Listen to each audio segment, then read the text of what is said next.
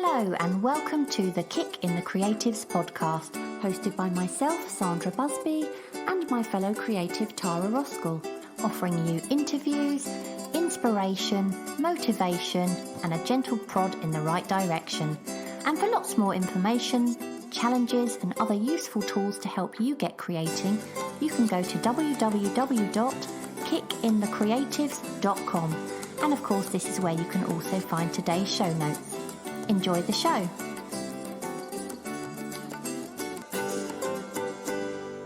First of all, Anna, I really want to just say how much we appreciate you taking the time to talk to us today. We really do appreciate it. And I'd love to know, firstly, a little bit about where you're based and what you do. You just mentioned, actually, just before we click the record button, that you emigrated to America. So I'm interested to know where you were based before then. Sure. So first and foremost, I'm Anna Zubarev, and I'm extremely happy and very humbled to be interviewed by you two ladies. I love Tara's art, and Sandra, you are a wonderful artist as well. So my quick story in a nutshell. So in 1992, we migrated, my family and I, migrated from Belarus. This is the country where I was born. And I've lived there up until I was 16 years of age. And then we migrated here, came to New York, and I've lived in New York for 30 years.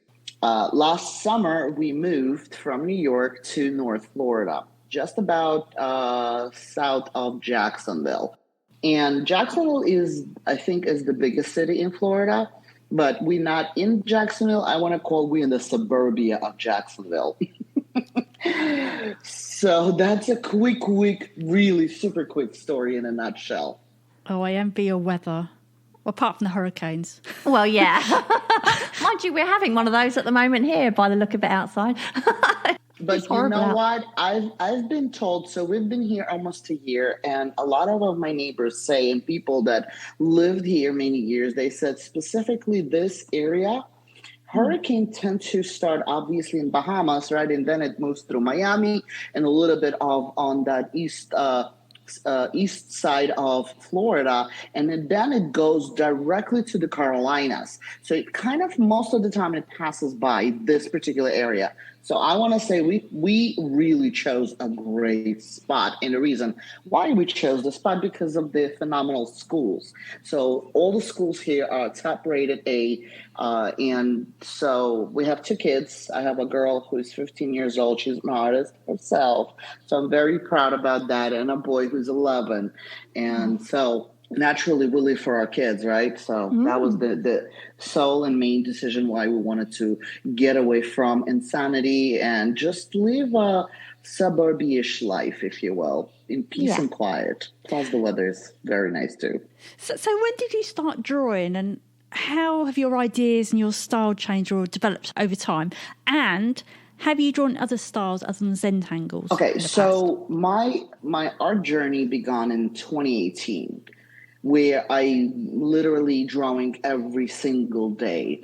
Back in the school days, I remember, right, I would doodle. I would just if I would be on a phone for a long period of time on hold, I would grab a Post-it and just start doodling, whatever. So this was nothing to that it was serious that would come out of that, right? Sometimes on the weekend, I would grab a pencil, right, or a pen and start creating something that will be abstract, kind of lines and nothing specific, abstract, kind of a infinitive of kind of elements that will kind of would be in loop of each other. So that was my style throughout the years. Now, in 2018, I was looking for a path. And again, just to give you an idea, I've worked many years in a corporate world, if you will, and 9 to 5, if you will. And that was kind of a not sad moment of my life, but this was the moment when I really did not see the freedom of life, what the life really had to offer. And in 2012, my job, right, just over broke job had ended. And my husband said, listen, honey, you be mom. I got you. take care of the kids, become a mom. So since 2012, my husband and I have been, me since 2012, been working from home. My husband has started to work from home in 2014. He's quit his corporate job. So basically, just to give you that picture of that. And then in 2018, in November of 2018, I found a epiphany moment in my life, and I've discovered Zentangle movement, if you will. And Zentangle is an American method of drawing, which not only promotes concentration and creativity, but at the same time increases personal well-being. This is what Zentangle, true style of Zentangle, really means. Now, again, in 2018, in November of 2018, when I've discovered Zentangle, I ordered myself a book, and I decided to learn a little bit more about Zentangle, how these elements are created, and there's a specific rules, I guess, people do follow, how to create those shapes and patterns. Now, for me, I think for the first part of 2019, I tried my very best to kind of simulate, if you will, not replicate or copy those Zentangle elements, but I wanted to learn anything and everything all about that.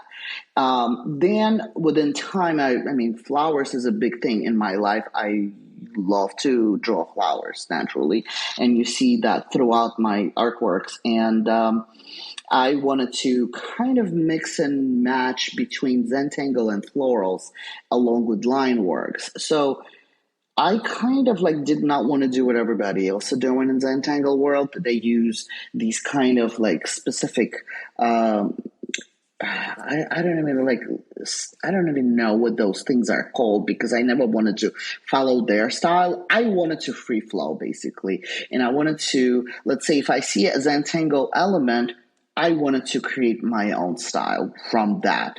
And that kind of how I've discovered my current style of what I create, just to give you the answer on that.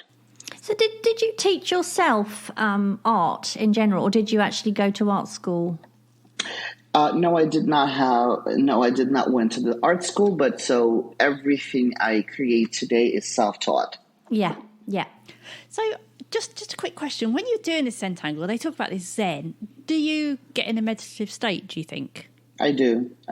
My way of creating or going into my space, my creative space, I call that my Zen moments, is usually it's after 9 p.m. Actually, that's when my creativity wakes up, and I'm not being bothered by anybody. I don't have to cook. I don't have to serve. Right?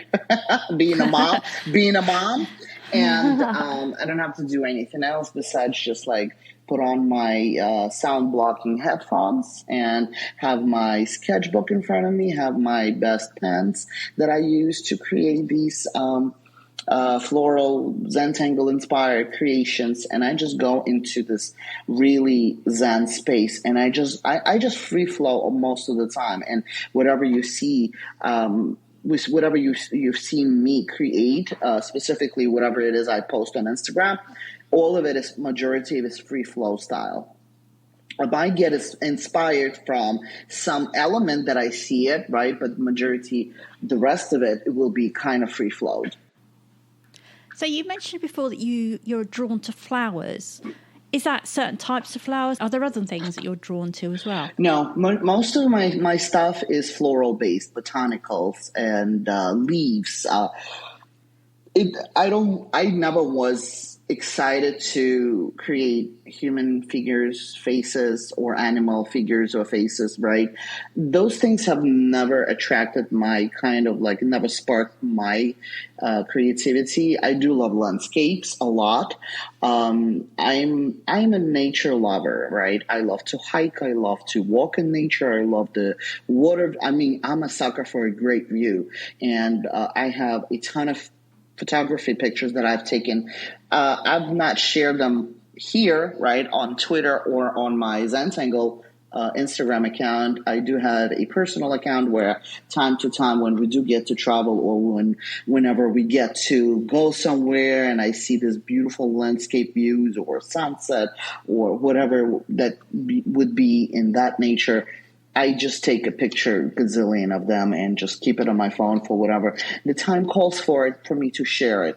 So a lot of times, flowers have been the biggest inspiration for me, and I don't think there's one single picture that I've not created based on a floral kind of theme designed. I mean, I might have a pattern look, right, a repetitive pattern, but again, majority of my designs are flower based. I also love to garden. That's another hobby of mine.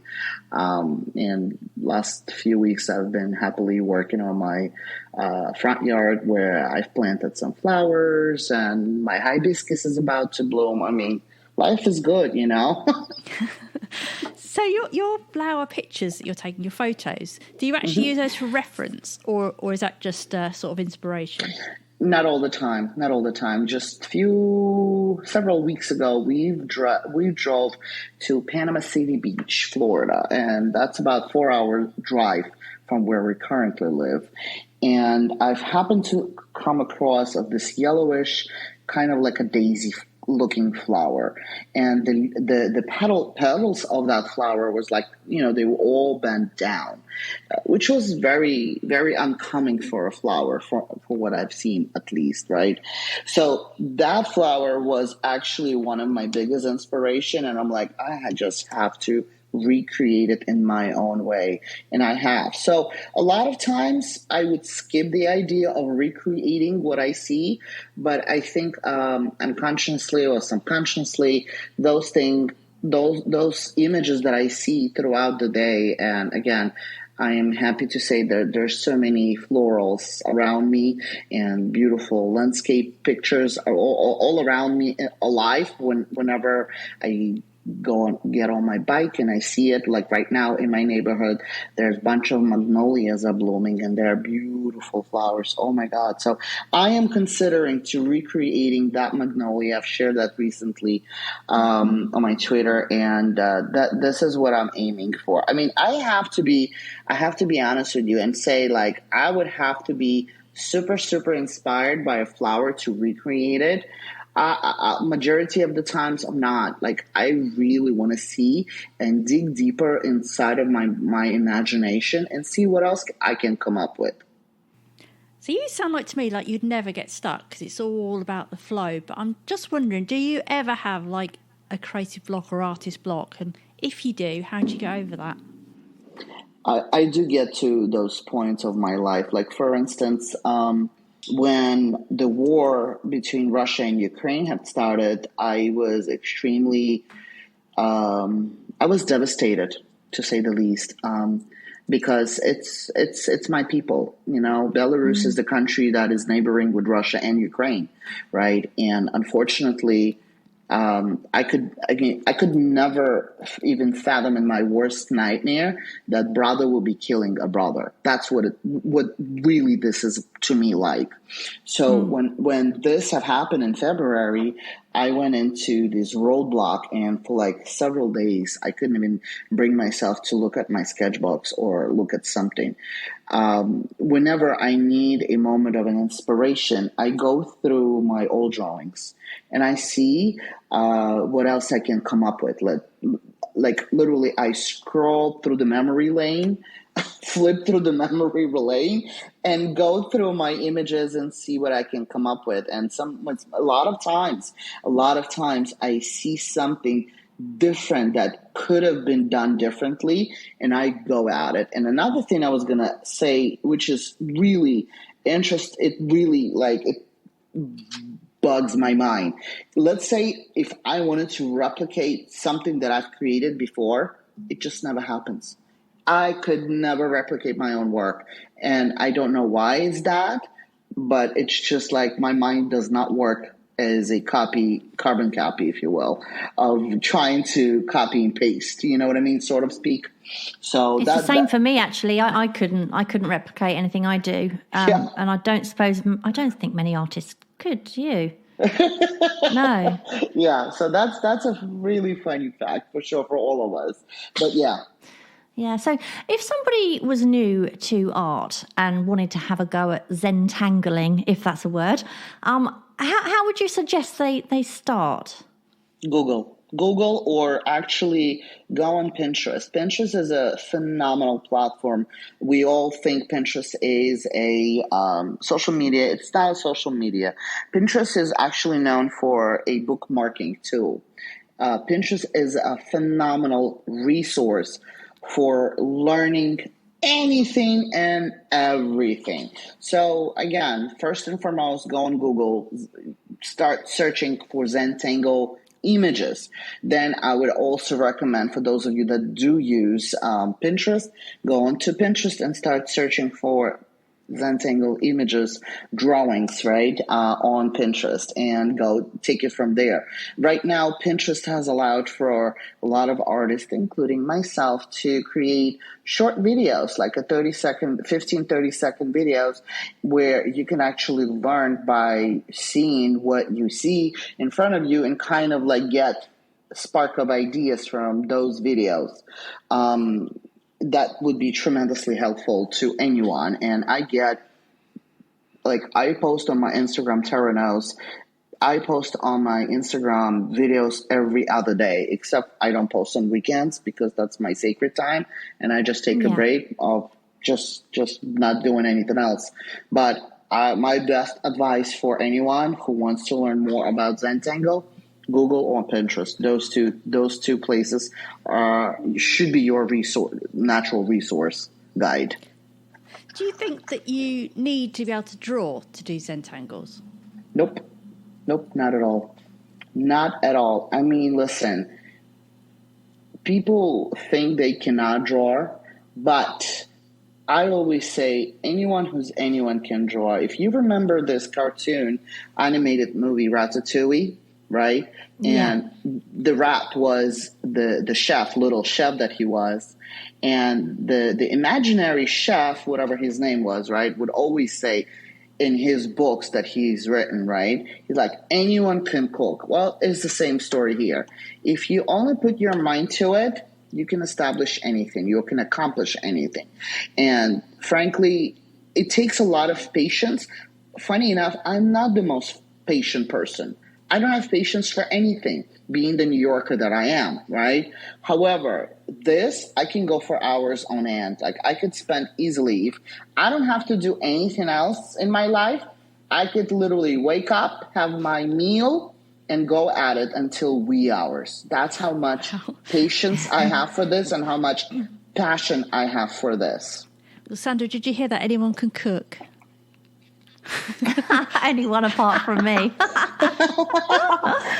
It's funny, I've just been commissioned, actually. I've just been commissioned to paint a fried egg, of all things. And my only fear about painting the fried egg isn't painting it. It's the fact I've got to cook it and not burn it. You know what? Let me give you a piece of advice about cooking. The thing about cooking is actually not taking your eyes off of it. Yeah, my husband always says that. He says the trouble is you take the eye. He said dinner's always ready when the fire alarm goes off. Well, there you go. And that's I'm just so easily distracted. That's the problem. Wasn't it on your school report as well? All over my school report. Well, then you could always set a timer for it, you know. Do you know what I could do? I could actually just ask Paul to fry the egg for me. I think that'll probably be the safest bet. So, Anna, what are your favourite creative tools? I know you talk about different pens and stuff on your Instagram, but as well as that, notebooks or apps or stuff that you like. So what I currently have, so I'm going to give you this visual. So I have a space in my house. There's a room, right? And I'm calling this office/creative space. And in this creative space, I have a desk. On it stands my laptop, my stand for my phone, and on the side, kind of like a pull-out table, I have my iPad. And on that iPad, I have my iPencil. And within this iPad, I have a single program that I use. One single thing. It is Procreate. So my entire life, since I've tried to adapt into the art world, if you will, even before art world, I was into social media. And I've always wanted to create anything and everything that has to do like images for social media. Adobe products are great. However, they are for professional people, for people that can be taught how to use them. I could never understand how Adobe products works, Photoshop, right? For example, and or for Photoshop, not Photoshop, Adobe Illustrator, and any other programs that have to do with art. So when Procreate came out, and it did not long ago, this was like a light bulb moment for so many people, including myself. And so everything else, every single other digital creation that I make aside from physical drawings, I go to Procreate. I turn to Procreate. It is honestly, it's the best tool out there. It is the simplest, the easiest navigating tool that you could ever imagine. And you've got that lovely undo button, which you don't have when you're drawing by hand. So tell me, do you have a preference then? If you had to, if you could only do it one way, would you do it digitally or would you do it by hand? Because to me, I've tried Procreate, and you are right. It is, if you want to learn it, it's pretty easy to learn. However, for me, it feels completely different than drawing, by hand. How do you find that? Okay, so it's all about actually everything in life is about perspective, right? And it's all about a matter of getting used to it and pushing yourself outside of the box of getting used to certain things. For me, I've since I've adapted into creating digital art. First and foremost, I used a different brush before, so I've used Studio Pan, right, which was my go-to pen. Now, a few months ago, I came across of this girl who introduced me to kind of edit my brush. So she told me I should use Technical Pen, and I should actually edit certain ways, the way this pen reacts to things. So what I would suggest is play around with settings of each brush. So what I would suggest, Tara, for you is actually go on YouTube, find someone, YouTube or even Instagram, find those Procreate creators that maybe even create similar style to yours, and then say, listen, let me DM you, let me ask you a question, and see what kind of brush pen they use in their art, and if they have edited the settings in that. I would definitely do that, because listen, how else would we learn to do things differently, right? Like, we always will need to evolve and become better versions of ourselves than we were yesterday. So I would totally do that, because Tara, I personally think you can create magic, like this beautiful Disney magic with your artworks. I mean, I'm specifically I'm referring to the artwork me and you collaborated on. That was seriously one of the dopest moments of my life, because I got to edit my style with your style. I mean, hey, listen, I don't even know how many years you put into art to become who you are today. It really is surreal to me, because who am I, right? I'm a girl who's been drawing for the past 3 years every single day, right? I'm self-taught artist. I love it to the core of me to create what I create. And when I see your art, Tara, I mean, I love those beautiful kind of cartoonish images that you do, and even not those. I'm talking about also portraits that you do with those pastels. I think you use pastels, right, to smear some of those eyes, and I'm like, wow, I could never do that. No, she doesn't use pastels. She uses everything.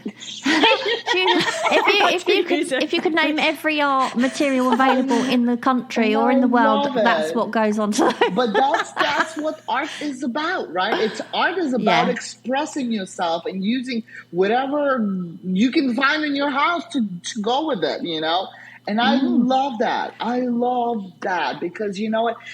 For me, for example, I love watercolors, right? I need to spend. I'm too lazy to put everything in front of me and start doing watercolors. It's just too much effort for me. I'm lazy when it comes to that stuff, but I'm fascinated with watercolors. At one point in my life, I was trying to figure out how to create that, and I have created a beautiful artwork based on a lesson that I've learned on YouTube. And I'm like, anytime I show this to someone, they're like, "What? Really? You created that? I didn't know you were an artist." So, by the way, watercolour, here's another thing you can try if you like watercolours. Have you tried watercolour brush pens yet?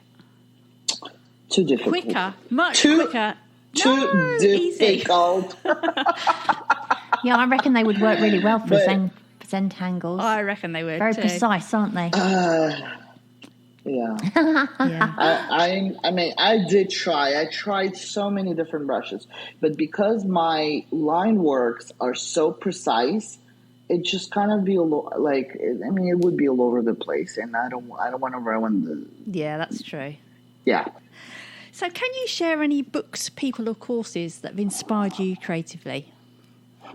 Yes, actually, I have few people that inspired me tremendously. So there is this artist. His name is Kirby Rosanes. I think he's from Indonesia or Malaysia. I always confuse the two countries, and I know they're different, but they are somewhere there. He created the most amazing ink drawings. He was the first one, actually, that I came across with that actually also makes coloring books, and he creates phenomenal stuff. His artistic ways, for me, next level. I think maybe in 20 years I'll become what he creates, but I'm slowly and surely believing in myself, and I'm slowly and surely getting there. Another person who is extremely creative. She has a little bit different style to what I would want to create, but Joanna Bosford, she's phenomenal coloring book creator. Oh, yes. Definitely recommend anyone to go and follow her journey. She creates beautiful coloring books. So is Kirby, by the way. One other person is Jenna Rainey. She is a California girl. She creates watercolors. She was my watercolor go-to person. I've ordered a book from her, which I gave it to my daughter, who was doing watercolors at the time. Now my daughter all she wants to do is create digital art.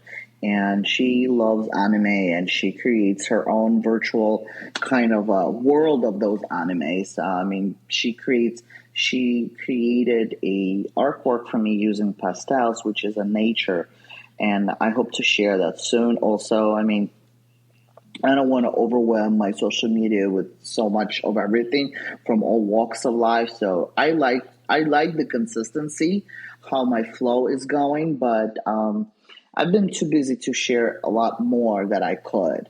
But those three people have definitely played a big role in my life when it comes to art, creativity, and inspiration.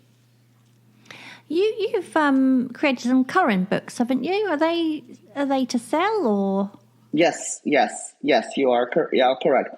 So in my first year when I started to draw, some of the people that I came across on social media, those that came to follow me, would always give me my the compliments of my artworks, even though I think they were very immature at the time when comparing to what it is right now. And so many people came in to say, "Oh my God, your artworks would be just the perfect thing to be in a coloring book, and I would love to create that." So in a year from the time when I started to draw, I published my very first book, and then a year later, my second book. And last November, I've created self-published my third coloring book. So to date, I have three coloring books, and I'm very, very proud of both of them. And you should be. That's amazing. Thank you. That's a real achievement. Where do you get the coloring books? Amazon. Perfect. Just under your name, Anna? Or? Yes. For those of you that are listening to this and would be interested to know, you could go to Amazon and just find Zentangle Art Story. I have 3 coloring books there. Or you can find it on my Instagram. The link is there, also Zentangle Art Story. So one thing Tara and I have been talking about doing a lot more of recently, which we still don't because I think we're a bit we're shy, aren't we? A bit shy. Is live Instagram videos. Oh, you should and I know that you should totally do it. Oh my God. Yeah, I mean we did a bit over lockdown. We did some Zoom calls and things, and I think we've done a couple of lives, but generally speaking, we haven't done very many at all. But you do them with another artist, don't you? Yes, I have. And you do like a draw and chat. Yep. So how did that idea come about?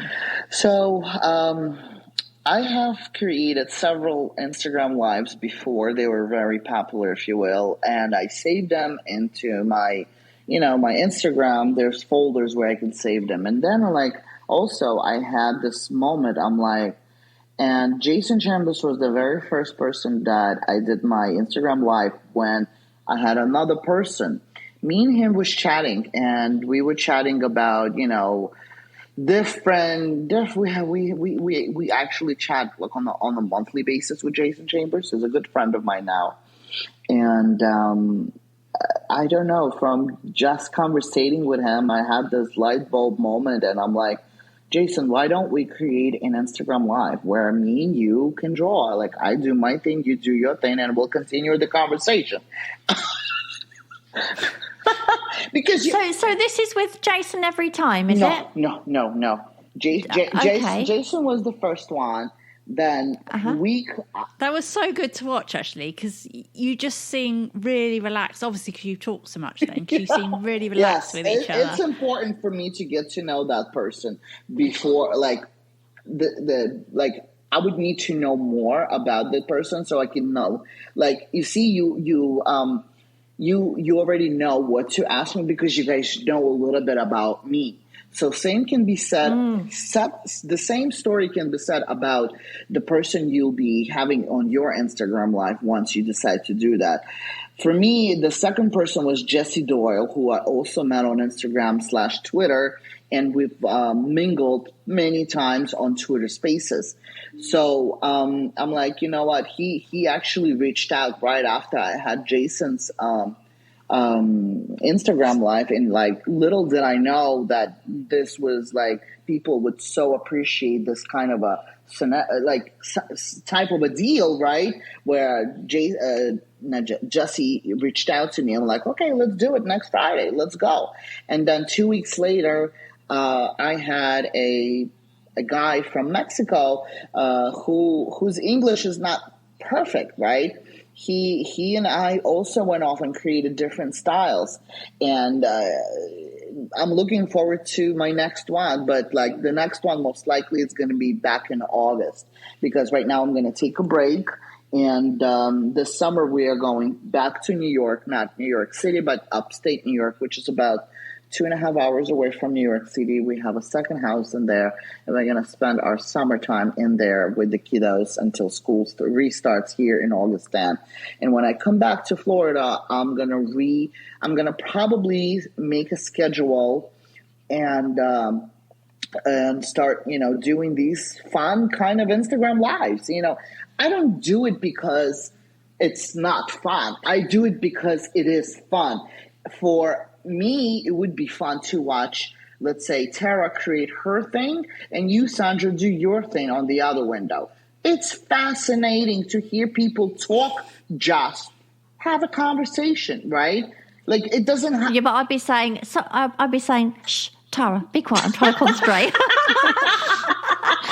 Well, here you say that, you're absolutely right, because it is difficult sometimes to focus. Hey, we managed to sketch together, don't we? We do. And that's that's me different. Talking and you talking. Yeah. Oh, guys, you're firecrackers. Oh, my goodness. She says me talk, and she talks way more than I do. I disagree. Well, Tara, I think you and I should definitely go off and doing that thing together. Just get ready for a little chit chat, See, she's trying to poach you now, Tara. I think I can feel my half of kicking the creative disappearing. I'm going to have to get some fake nails because I chew mine down really badly, and Anna's are beautiful. Yeah, you really need to sort that out, Tara. We need to sort that out. So Anna, I connected with you on Twitter, and you were selling NFTs of your art. Mm-hmm. I'm really curious, how did you first get into selling those NFTs? I have, because last February of 2021, Jason Chambers, hello, my friend, approached me, and he's like, "Listen, Anna, you have to give it a try. You really, really do." And we were in a mix of moving from state to state, and it's a big deal to move. I'm a very consistent person. You already know that, right? And in my life, I'm the same way. My last place, we lived in an apartment flat, right? In your language, we've lived in a flat for the past 18 years. So for us, it was life-changing to move from New York to Florida. And we were in a process of packing up and just planning everything. It was very not easy. So I said to Jason, "Listen, when I come back to Florida, when I move to Florida and settle, this would be my very, very first thing we would do." And that's exactly what I did. Once we moved here, we settled. I had my computer desk. I have everything's ready. And I'm like, "Okay, Jason, I need a lesson from you. Let's go. Show me what do I need to know?" And yes, he have onboarded me. He explained so much to me, and he was just a doll, honestly. And because I have such an extensive content, kind of, he was like, "You're gonna have no problem of putting yourself out there." And I don't have a problem with social media. I am kind of, I'm not a shy person, right? So for me, social media comes very naturally, and I love to mingle with people. Twitter, on the other hand, was a platform that I avoided since 2013. I've had that platform, social media account, but I've never really implemented anything with that. So when I came into the NFT space, I needed to understand how Twitter works and how NFT space works with mingling with other people, connecting with other people, valuable things I can do for other people. Because look, social media is all about not what you can share, but what can you do for others? You know what I mean? That's how I look at social media, and it's definitely a way to connect with even more broader kind of bunch of people. Like Instagram, only certain people can follow me, right, based on my art, right? But then Twitter came into space, and I get to share and sell my NFTs. And honestly, for the artist right now, I think it's a tremendous opportunity to be seen and heard by such a I want to say a different audience, more than just Instagram. Because let's just be real, right? People that actually use Twitter don't like Instagram, or vice versa, And for me, I definitely came across so many more people that I could have not gained a friendship with when I was just on Instagram. So NFT space have definitely changed my life forever. I'm definitely making progress each and every single day. I'm also evolving as an NFT artist, because what I create for NFTs, I don't create for my physical stuff, right?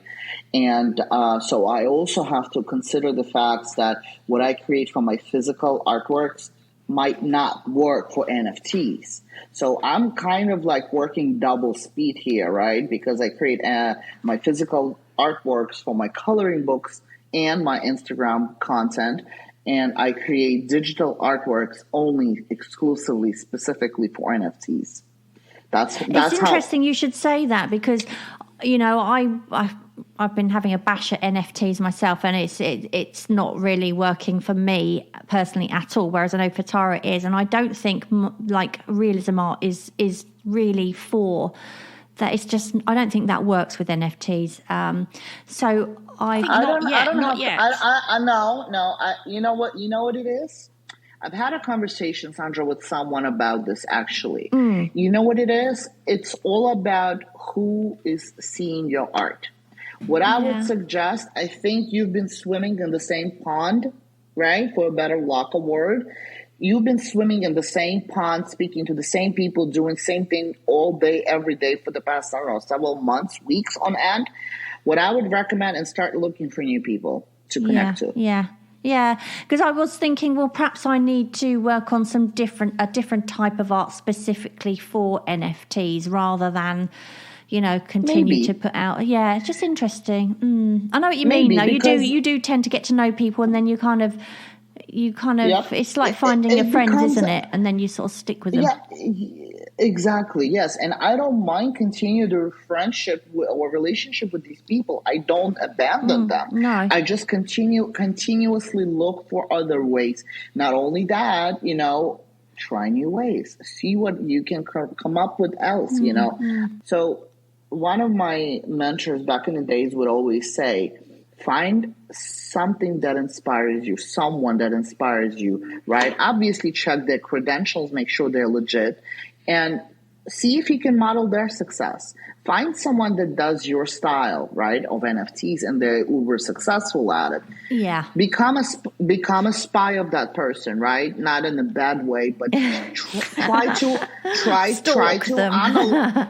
Right, become a stalker, but in a good way. Yeah. Try to analyze how many times a day they post, what kind of content they post, how do they engage with people, what kind of art they create, and how do they do it. Yeah, it's a world of Twitter is Learning. one of those. Yeah, and also it's so time consuming, isn't it? I mean, it's so time consuming, and that's the thing I found the hardest part about Twitter is that you feel you need to. With Instagram, it's kind of like, oh, you post once a day and that's fine.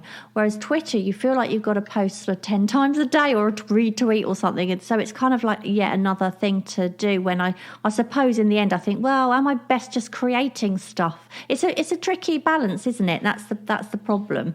But it really is a tricky balance, but it's all about strategies. Yeah. And again, running successfully your social media account and being an artist, and besides that, you need to you still got to do your washing. Yes, exactly. Washing or cooking or being with your loved ones. There's life outside of Twitter, so it really becomes on balancing your time wisely and allocating specific times of the day. Everything takes strategy and discipline. What comes to being an artist, being a marketer, right? Because we need to be all of that and then some. And I would recommend is creating a schedule and going for it, because, running several social media channels for myself requires hard discipline and a strategy, because like you don't want to be continuously browsing while you have other things going on in your life and other things to do and create, right? So strategy, discipline, and just consistency. Those are the most important things.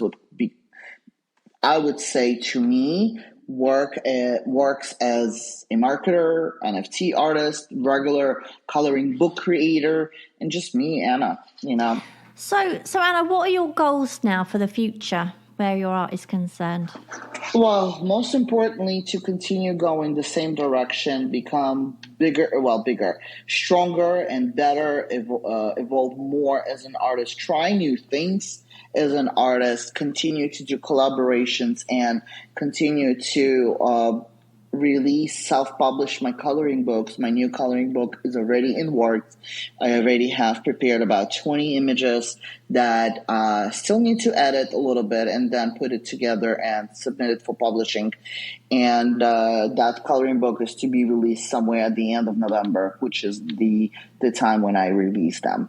One of my biggest goals probably right now is to collaborate Jason Chambers. I'm still waiting for him.